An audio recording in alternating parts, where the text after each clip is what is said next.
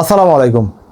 Coca-Cola বর্তমান সময়ের সবচেয়ে আলোচিত এবং সমালোচিত একটি নাম। আজকের ভিডিওতে কোকা-কোলার আদ্যপান্ত সব তুলে ধরব। কোকা-কোলার ইতিহাস, কোকা-কোলার মালিকানায় কারা আছেন এবং কোকা-কোলা কোন কোন জায়গাতে অর্থায়ন করে সেই বিষয়গুলো সম্পর্কে আজকের ভিডিওতে ফুটিয়ে তুলব। আমেরিকাতে দাসপ্রথা নিয়ে গৃহযুদ্ধে ব্যাটল অফ কলম্বাস লড়াইয়ে মারাত্মক আহত হন জন প্যাম্পারটন। যন্ত্রণা থেকে মুক্তির জন্য দিনে 2-3 বার মরফিন নিতে থাকেন। মরফিনের দাম বেশি হওয়ায় সহজলভ্য কোকা পাতা চিবোতে শুরু করেন। কোকা পাতা থেকে তৈরি হয় ভয়ঙ্কর ড্রাগ কোকেন। কোকা পাতা তেতো হওয়ায় ল্যাবরেটরিতে বিভিন্ন উপাদানের সমন্বয়ে তৈরি করেন কোকা-কোলা।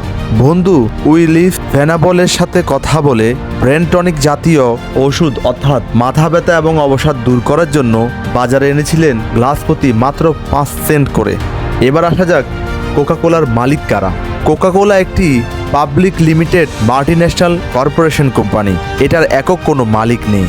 বর্তমান সিইও জেমস কুইন্সি একজন ব্রিটিশ নাগরিক এবং কোকা-কোলা কোম্পানির প্রতিষ্ঠাতা আশা গিগার্স ক্যান্ডলার একজন আমেরিকান। বর্তমানে কোকা-কোলা কোম্পানির সবচেয়ে বেশি শেয়ার আছে বিখ্যাত ধনকুবের ওয়ারেন বাফেটের। এবার আসি কোকা-কোলার কর্মকাণ্ড সম্পর্কে একটু জানি। 1966 সাল থেকে এই কোম্পানি ইসরায়েলিদের বিভিন্ন সাইডে অর্থায়ন করে আসছে।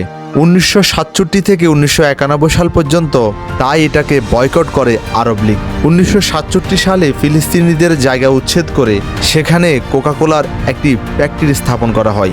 2002 সালে ভেনয় ব্র্যাক থেকে কোকা-কোলা তাদের প্ল্যান ফিলিস্তিনের কায়রোত ঘাট শহরে স্থানান্তর করার জন্য ইসরায়েলিদেরকে $1 মিলিয়ন প্রদান করেন এবং ফিলিস্তিনিদের আবার ওই জায়গাতে উচ্ছেদ করেন এবং ওই প্ল্যান্টে শুধুমাত্র ইসরায়েলরা চাকরি করে। জাতিসংঘের যুদ্ধবিরতির আহ্বান প্রত্যাখ্যান করে এবং গাজায় সামরিক হামলা অব্যাহত রাখার জন্য সবচেয়ে বেশি প্রভাব রাখে এপেক। কোকা-কোলা কোম্পানি এপেককে অনেকবার পুরস্কৃত করে।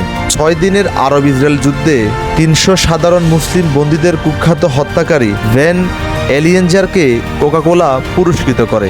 কোকা-কোলা তাদের গোপন ফর্মুলা কখনো প্রকাশ করে না। কোকা-কোলার গোপন ফর্মুলা সানট্রাস্ট ব্যাংক আটলান্টায় তাদের গোপন বোল্টে রক্ষিত আছে, যা কোকা-কোলা কোম্পানির হেড অফিসের পাশে অবস্থিত। এ যাবৎকালে কোকা-কোলা কোম্পানি সবচেয়ে বেশি ক্ষতির সম্মুখীন হয় ক্রিস্তিয়ানো রোনালদোর বোতল সরানোর কারণে। ওই কোম্পানি প্রায় $4 বিলিয়ন মার্কেট ক্যাপ হারিয়েছিল। কোকা-কোলার বিষয়ে যতটুকু পেরেছি ফুটিয়ে তুলেছি। কোকা-কোলার বিষয়ে সিদ্ধান্ত আপনার। আপনি কোন দিকে যাবেন সেই বিষয়ে আপনি সিদ্ধান্ত নেবেন। সবাইকে অসংখ্য ধন্যবাদ সাথে থাকার জন্য।